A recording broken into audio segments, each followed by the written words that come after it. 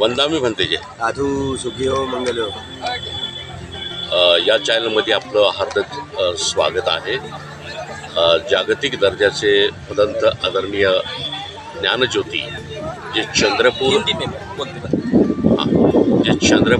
इथून आपल्याला परिचित आहेत.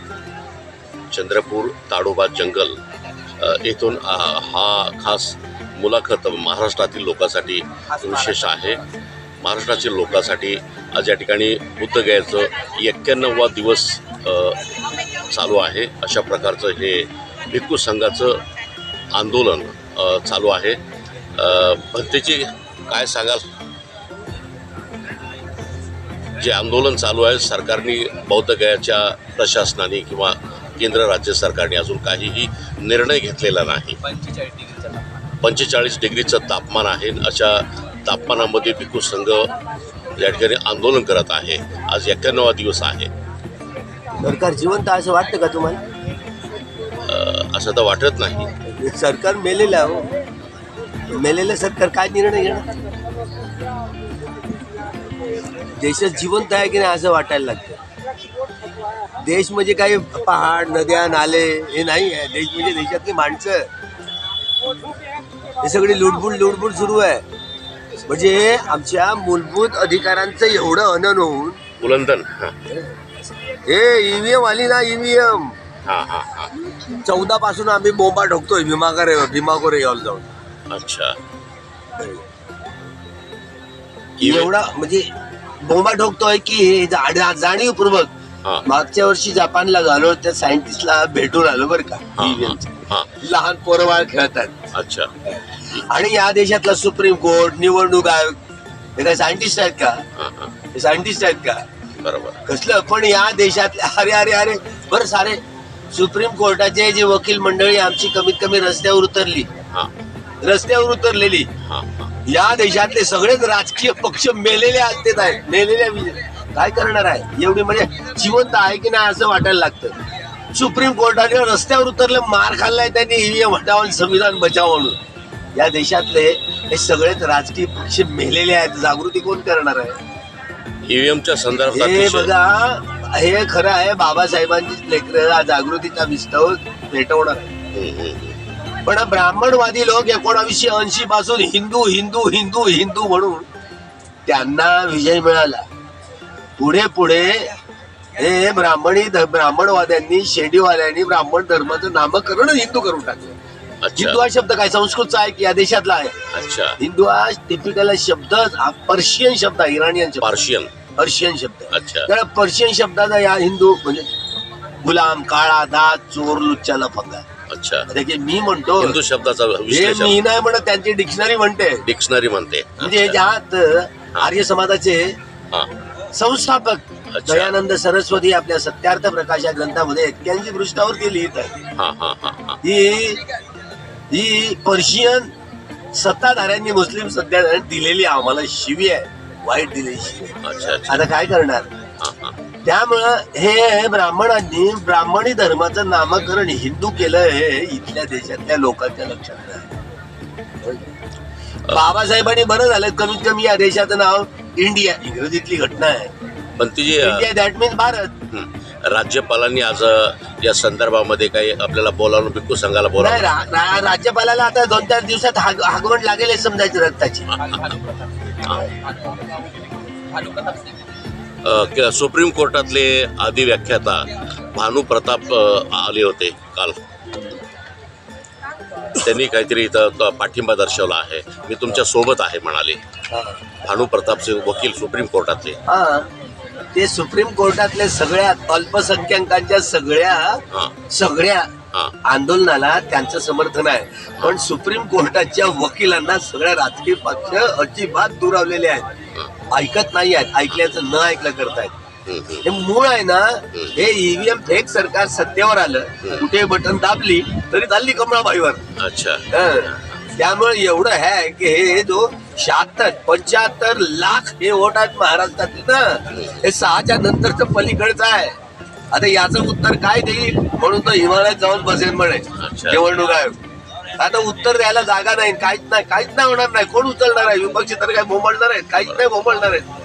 त्यामुळं अजिबात शक्यता नाही कुठल्याही. उलट आता मुंबईला त्या दिवशी गेलो ना, मुंबईला जैनियांचं विहार उद्ध्वस्त केली इल्लिगली. नाशिकची मशीद उद्ध्वस्त केली इल्लिगली. काय झालं, काय खोलत आली या सगळ्या अल्पसंख्याक एक मुस्लिम असो, शीख असो, हे सगळ्या एकेकांवर ते मंदिर आहेत ना, हे मंदिरात बामणं बसवते, बुद्ध विहारात हे बामणं बसवते, मशीद बामणं म्हणून तो वक्त बिल येत आहे ना, त्या लक्ष दिला ना ते पुन्हा परत जातील, पुन्हा दुसऱ्यांना बिल नेतील ना, पास करून टाकतील. समजा ते हे हेगडी त्यामुळे सरकार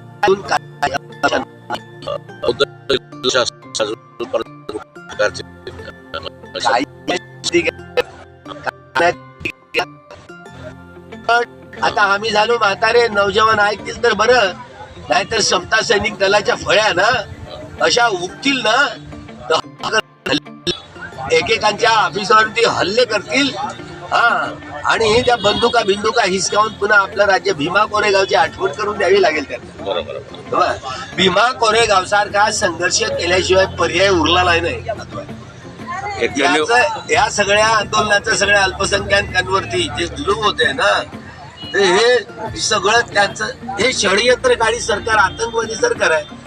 तर यांना भीमा कोरेगाव शिवाय उत्तर नाही आहे. शासनाने आतापर्यंत 91 दिवस पूर्ण होऊन सुद्धा कुठल्याही प्रकारचा ठोस निर्णय. नमस्कार, मी राम बीडकर. बौद्धगया बिहार राज्यातून महाराष्ट्रातील जनतेला बौद्धगया येथे काय चाललेलं आहे याच्याबद्दल उत्सुकता ताणलेली आहे. आदरणीय भदंत ताडोबा चंद्रपूर ज्ञानज्योती आदरणीय भदंत या ठिकाणी समोर आहेत. भिक्खू संघाच्या वतीनं 91वा दिवस आज या ठिकाणी उजाडलेला आहे.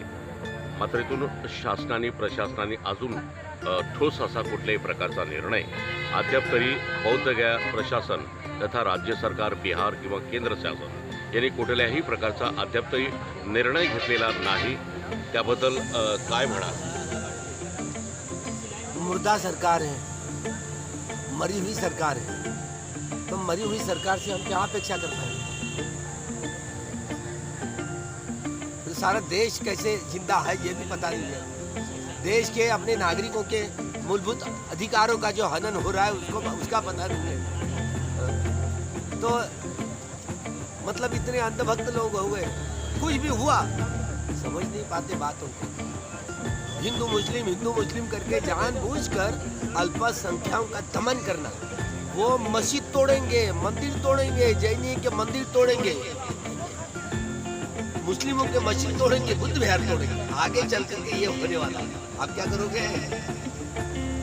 भीमा कोरेगांव के सिवा कोई पर्याय बचा नहीं. अब भीमा कोरेगांव की धमकी दिए बगैर ये काम होने वाला नहीं है. इस बात को युवा पीढ़ी समझे और काम में लग जाए. बाबा साहब ने बड़ी मेहनत से ये संविधान बड़ी मेहनत से लिखा था. देश का संविधान कितना भी अच्छा हो, लेकिन उसका अमल करने वाले लोग अगर लायक नहीं है तो ऐसी हालत इस देश की हो गई है. जानबूझकर कहीं पर भी बटन दबाइए, चली कमलाबाई. इस तरीके से ये ईवीएम हैक करके ये चुनाव लिए गए और मूलभूत अधिकारों का हनन करते हुए इस देश के संविधान का जड़ से खात्मा करने का यह षड्यंत्र रचा है. और बार बार वे सत्ता पर आएंगे. यहाँ तक कि पूरी की पूरी जितनी सारे डिलीट, जितना चुनाव आयोग ने सारा डेटा डिलीट किया. कौन बोलता है? कौन बोलेगा? मैं बोलूंगा, भिक्षु होने के बावजूद बोलूंगा. ये गद्दार है. इस देश के साथ ये सरकार जो स्वयं गद्दार है, जनता के साथ ये धोखाधड़ी करके यह सरकार सत्ता पर आई. ये सरकार क्या आपको दे पाएगी? वो तो बर्बाद करने के लिए आई है. इस देश को बर्बाद करने के लिए आए. बर्बाद ही होगा. अब इसके अभी भीमा कोरेगांव के समान दूसरा कोई मार्ग नहीं है इनको. बाबा साहब ने बहुत दया करुणा दिखाई. नहीं तो उन्हीं दिनों अगर बाबा साहब ने एक सेठी वालों को काट डालो तो चटनी के लिए बच नहीं पाते थे. समझिए बातों को. इसलिए समता सैनिक दल ऐसे उठा करके ऐसे सेना गठित हो ताकि इतनी प्रतिकार शक्ति बढ़े कि यह युवा काम कर सकता है। दूसरा इलाज नहीं है। अतिशय संतप्त भावना बुद्धगया येथून आदरणीय भदंत ज्ञानज्योती यांनी व्यक्त केलेल्या आहेत. आपण पाहतोय की 91वा दिवस आजचा या ठिकाणी चालू आहे. आंदोलन चालू आहे. या ठिकाणी प्रचंड प्रमाणात प्रतिसाद मिळतो आहे. आदरणीय भिक्खू संघ 45 डिग्री अशा प्रकारचं तापमान असतानासुद्धा या ठिकाणी भिक्खू संघ अशा पद्धतीनं आंदोलन चाललेलं आहे. काही क्षणचित्र आपण थेट बौद्धगया येथून पाहतो आहे. प्रशासनाने, जिल्हा प्रशासन, बिहार प्रशासन तसा केंद्र सरकारने अजून कुठल्याही प्रकारचा निर्णय घेतलेला नाही. त्यामुळं बौद्धगया येथील भिक्खू संघ, आदरणीय भिक्खू संघ मोठा या ठिकाणी संतप्त झालेला आहे. कारण प्रशासन अजूनही कुठल्याही प्रकारचा ठोस निर्णय घेताना दिसत नाही. आत्ताच आपल्याला डबल सांगण्याची वेळ आली की पारा उन्हाचा 45 डिग्रीचा आहे. अशात ही भिक्खू संघ आपला संकल्प पूर्ण करण्याच्या हेतूनं मोठ्या ताकदीनं या ठिकाणी कामाला लागलेला आहे. बिहार बौद्धगया येथून मी राम बिडकर.